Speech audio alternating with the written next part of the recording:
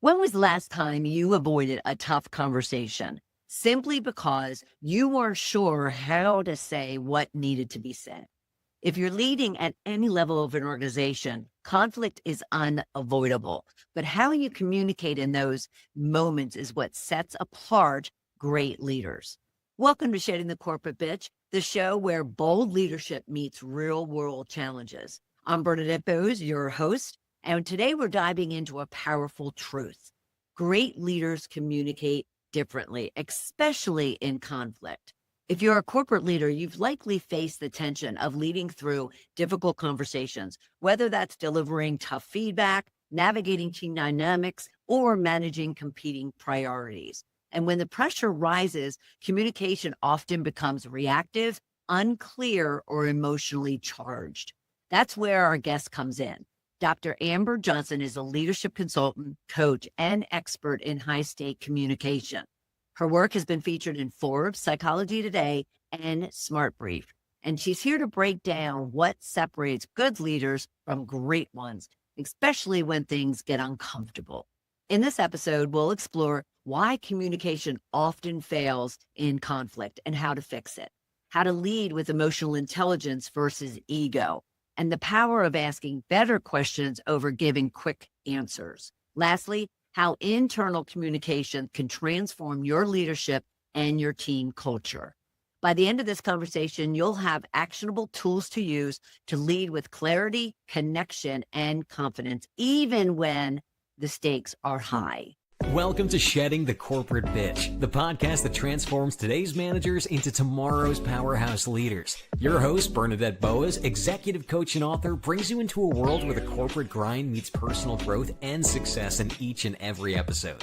With more than 25 years in corporate trenches, Bernadette's own journey from being dismissed as a tyrant boss to becoming a sought-after leadership coach and speaker illustrates the very essence of transformation that she now inspires in others with her tips, strategies, and stories.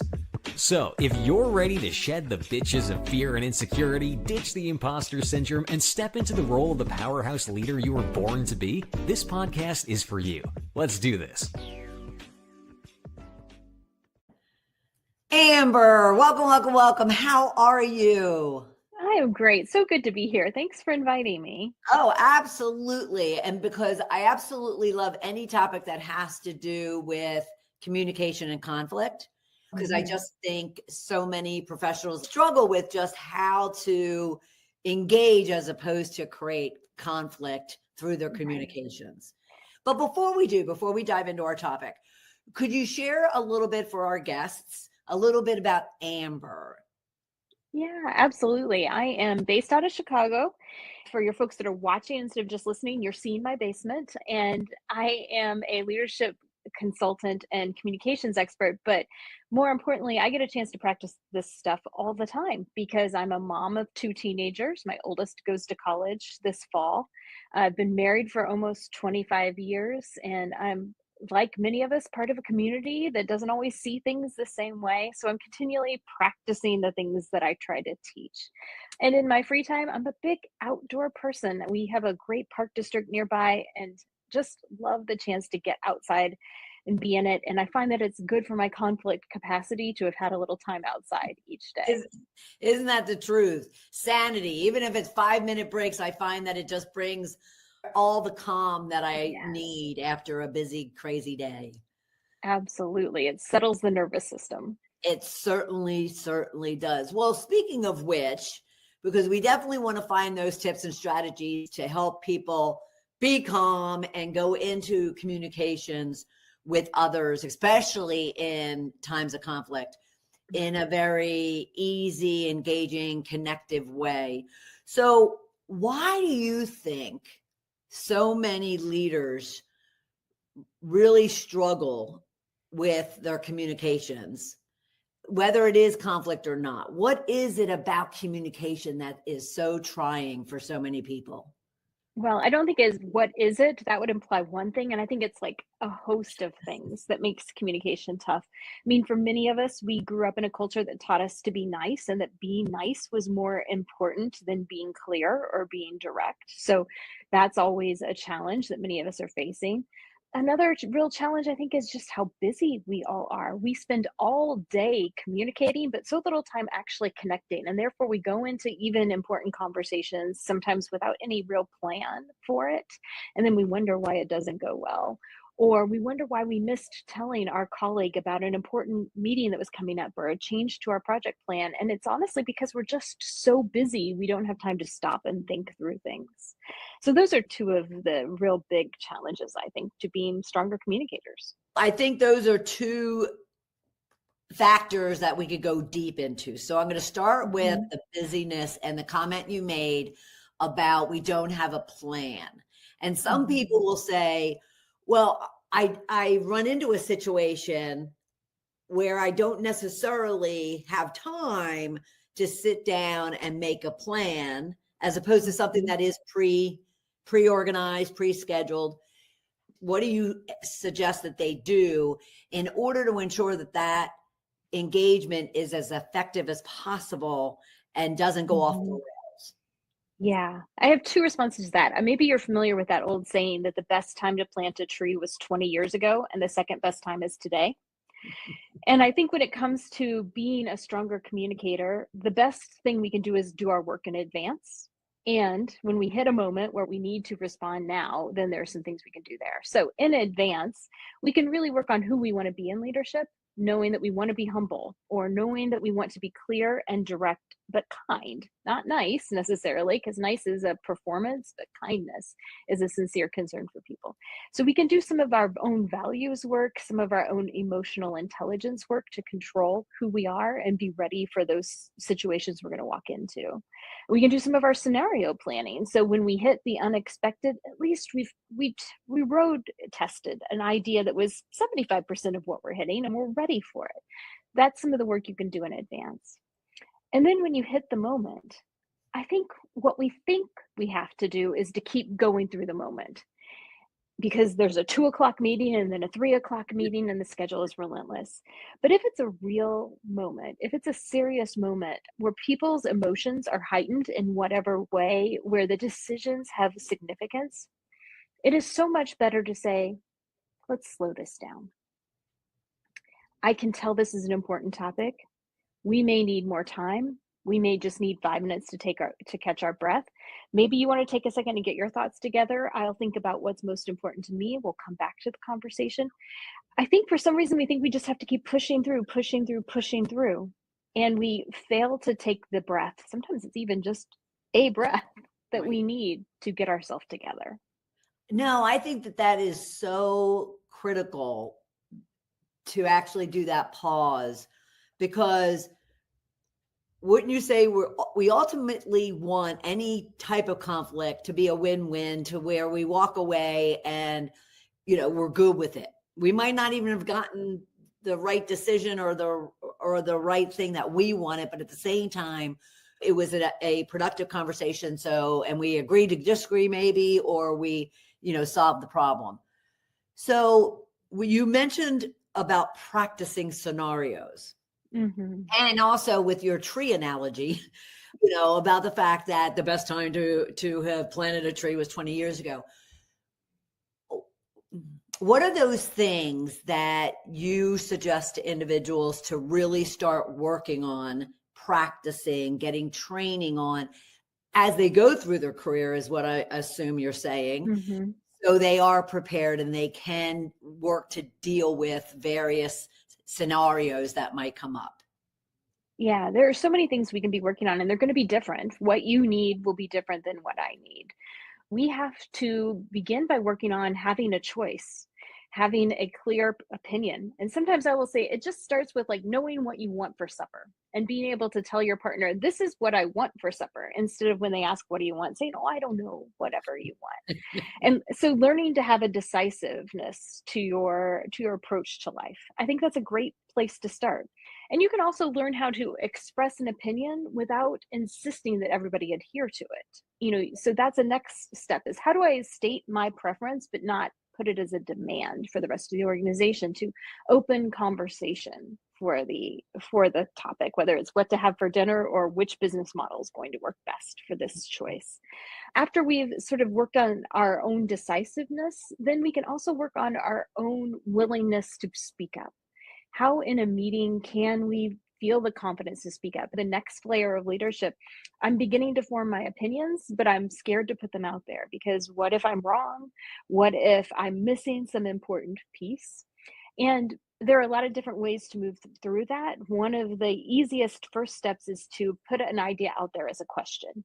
What would it look like to consider this through the lens of such and such? Or what does this decision, how would it impact another thing? So that way you don't even have to state your opinion. You just get to put a question on the table that you think matters. And I find that's a great way to step into voicing your opinion, putting ideas out there.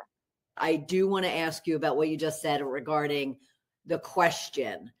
So you are big, from what I understand, around asking questions, just not, I'll call it spewing advice or telling people what to do or how to do it or what your opinion is. So why is asking questions so powerful and effective when it comes to really building bridges and having really strong collaboration with others? There's so much research on the value of questions. We learn better by asking questions than we do by having information just presented to us. So engaging with a topic around questions will help you learn better. People will actually see you smarter when you ask questions. We think it's the opposite. We think that if I ask a question, I'm going to be seen as not knowing something, and people will think that I'm dumb or ignorant. And instead, when we ask a question, people actually feel affirmed by that. They feel like, oh, I had that question too, and I was just waiting on it. Or maybe they might also feel, you might feel, oh, Amber asked me that question. She thinks I'm an expert. How smart of her to realize that, so that it affirms other people as well. We also know that questions make you more likable.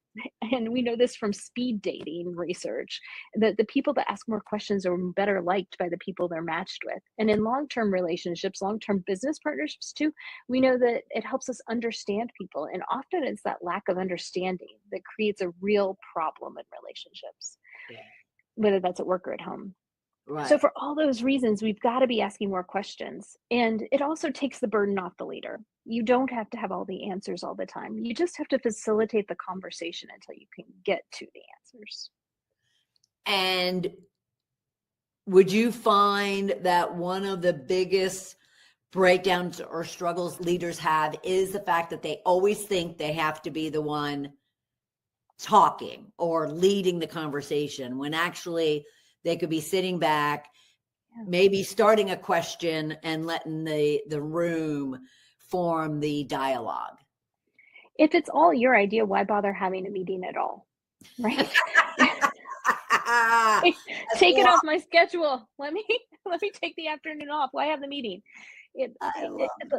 If you don't have the kind of people you can bring around the table and get their heads together and actually end someplace that's a little unexpected but richer and deeper than you imagined, then you've got the wrong team, or you're not leading them the right way. You're not making it safe for them to talk up. And so that's just such a vital part of leadership, is creating a space for the dialogue to happen.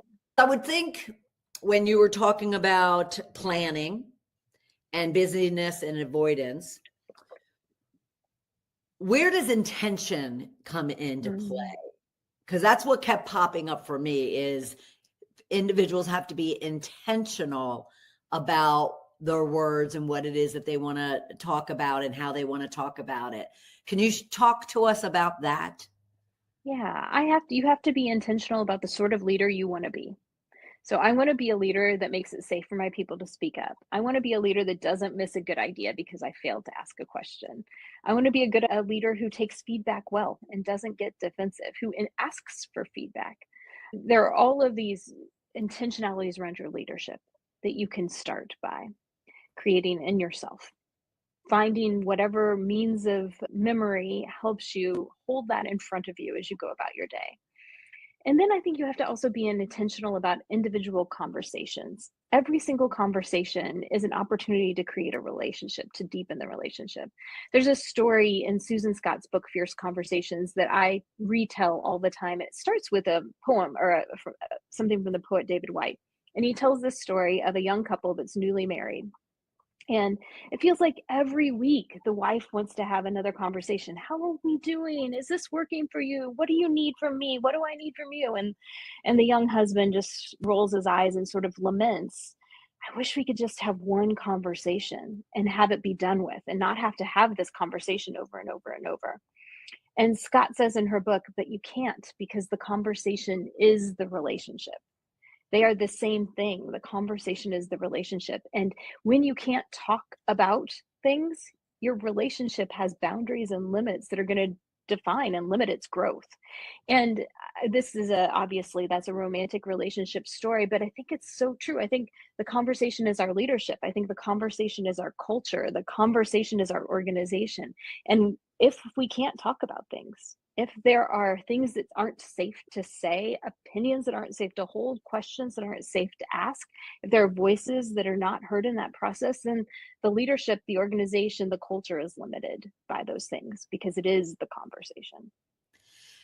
That's beautiful, by the way. At the same time, what started triggering me is I often will hear that employees don't feel comfortable. They won't often use the word safe, but they don't feel comfortable sharing their true opinion and their true experience that they're having. While at the same time, their manager / leader is, oh, I have an open door policy. I am very much an open book, and they know that they can come to me. So what signs, are they missing? Mm-hmm.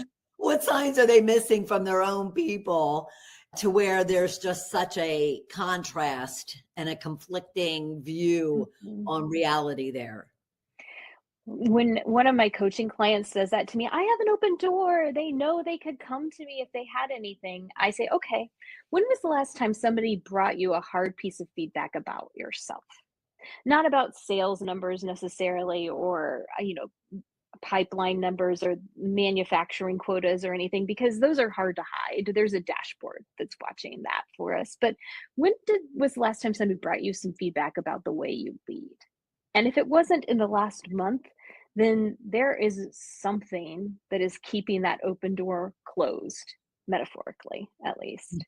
And then we have to figure out what it is. What is standing in our way? Sometimes it's your reaction to feedback, and your intentionality in your reactions is so essential. Sometimes it's your reaction and feedback, and sometimes it's something else, like a culture that's really focused on perfectionism rather than on learning. And so if somebody can't do it perfectly, then they can't admit to this, instead of being a learning organization where knowing more today than we knew yesterday is a win. There's all sorts of reasons that it may be happening. Maybe it's because you've never asked for feedback, and so the open door you thought was implied has never been made explicit. Maybe it's because someone brought you some feedback and then you went and said to another colleague, did you hear this? He's wrong, right? I mean, which is how you're talking about others in the organization and what is shared and how open you are. So there's all sorts of things that could be a root at it, and it is different for each person. But those are some good places to start looking. And how would an employee of a leader who is not, being intentional, he or she is not self-aware, how can they help to bring the mirror up a little bit and allow that individual to see what reality is? Yeah. I want to be realistic and say that that is a hard thing to do, particularly if you have a reactionary or a retaliatory sort of leader. And so I'm going to give advice for somebody when we think we're working with a leader who maybe lacks self-awareness, but is actually a good soul at heart.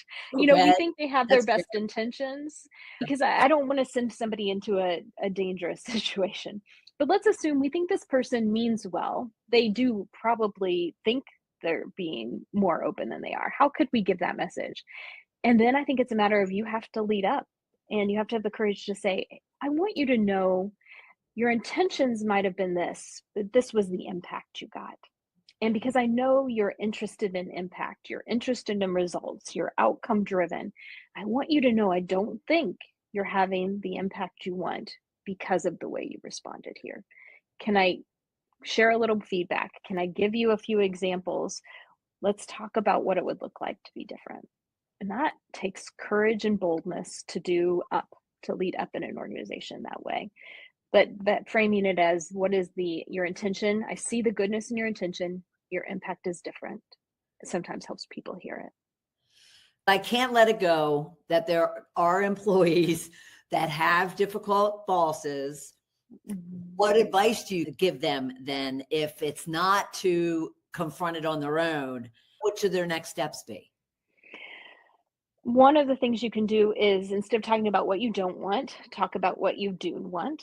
So instead of saying, I need you to calm down, you might say something like, I find our team really responds well to when we talk about the future and to when you share your vision and when you ask questions of the team. So you can kind of try to prompt them with the behaviors you think might be helpful and hope that that overrides over time.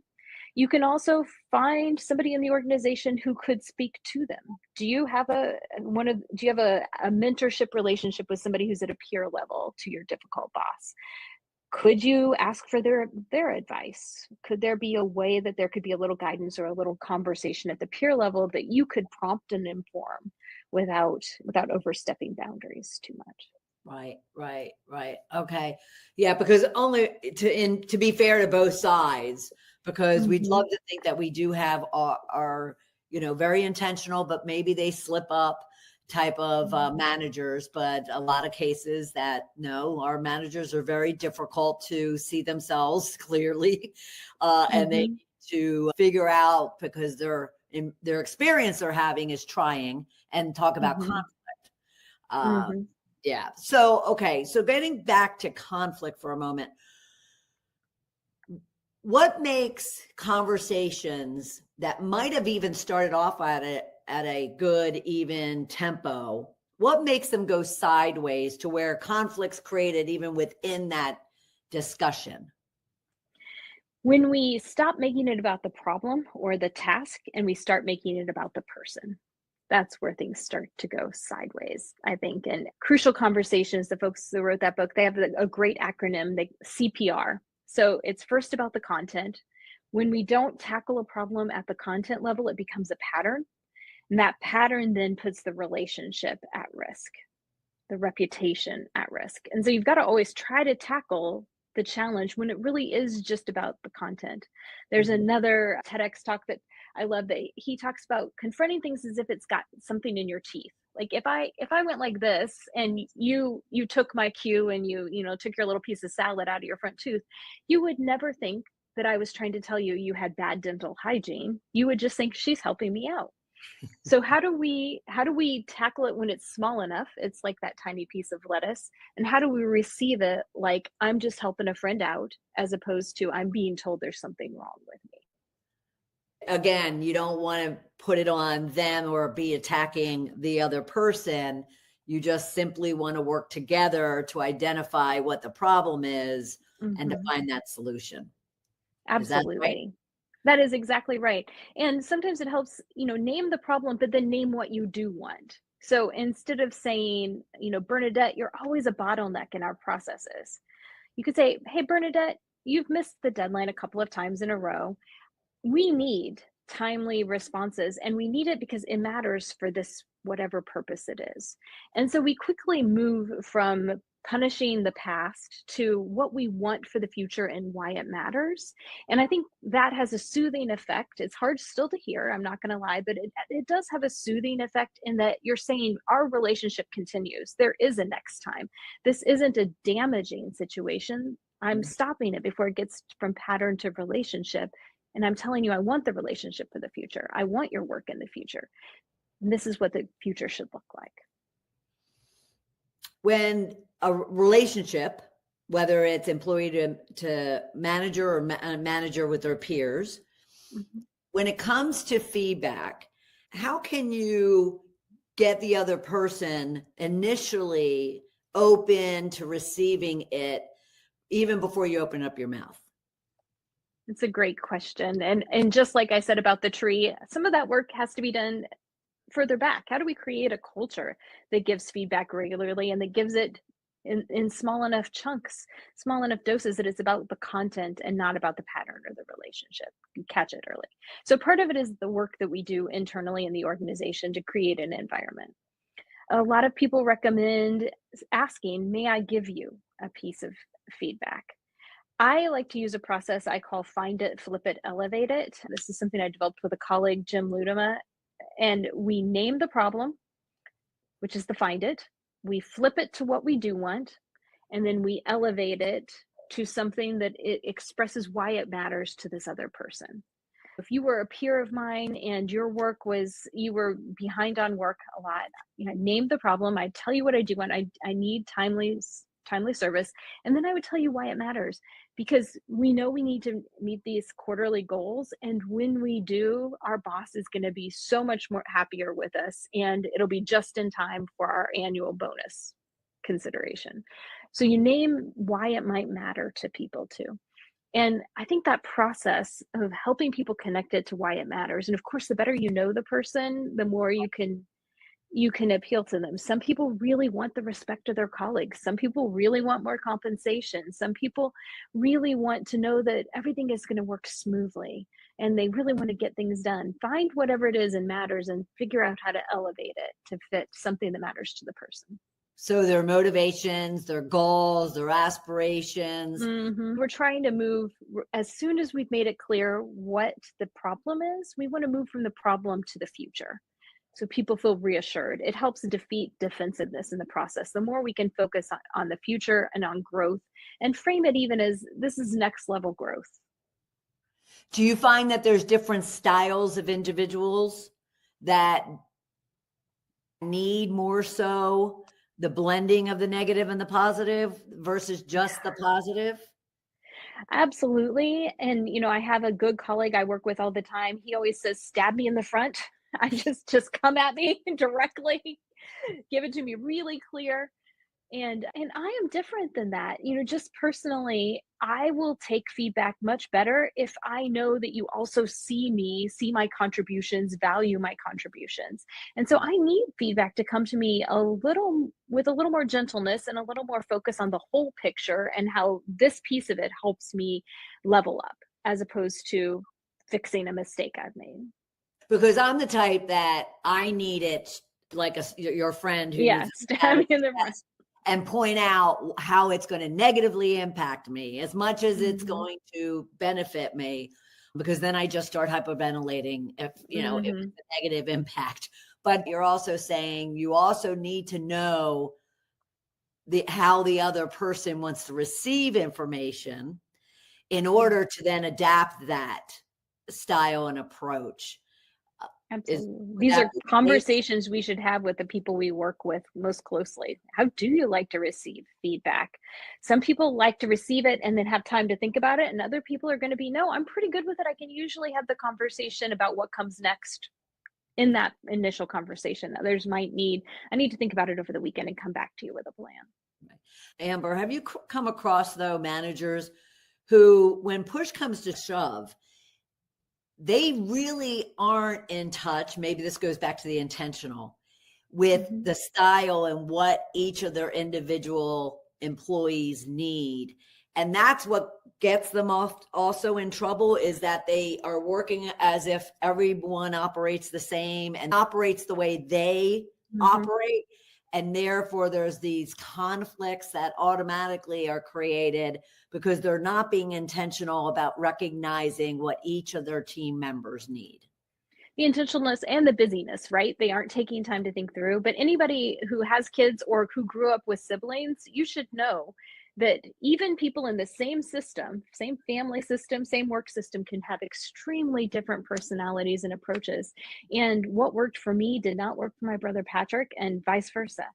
And the more we can take time to figure it out, we have to be fair. We don't want to violate any HR policies by having unfair treatment, but there's some range on how these conversations can happen differently. And the intentionality, slowing down long enough to ask, how would Bernadette hear it? How would Amber hear it? How would Patrick hear it? And tailoring your conversation for the person you're talking with, I think, is a gift of leadership.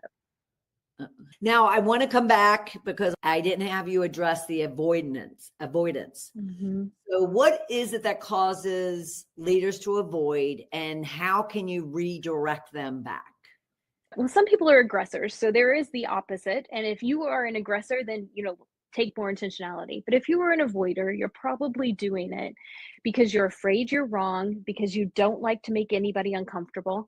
I find a lot of people, especially in their first one or two levels of management, don't want to push more work to other people. They don't want to give more work to other people. And so they sort of hold off on giving feedback that's needed. Sometimes we avoid conversations because we're not sure it'll make a difference. We're not sure it'll have the impact we want. Sometimes we just don't want to ruffle feathers. Sometimes we're just tired. We're just tired. And it just seems easier to suck it up and take care of it ourselves or hope we can deal with it next time. And, I'll be the first person to tell you, as a mother of teenagers, there are times where I think that probably needs to be addressed, but we've got this other thing that's more important. And I'm going to put my conversation currency in this more important conversation right now. And that one can wait for next week. So it's not always bad to say, I am going to kick this can down the road to next week, but know your reasons for doing it. Have an intentional reason for doing it. And if you can't, you know, be true to yourself, your values, your ideals as a leader and move it down the road, then it means it's your conversation to have. And now is probably the time. Because there's no reason to be kicking it, and your avoidance does not allow it to go away, and you need to confront it. It's just going to come back next time, and it's going to be a pattern. Right. And if it comes back a time after that, it's not just a pattern, it's the person's reputation in the organization that is at risk.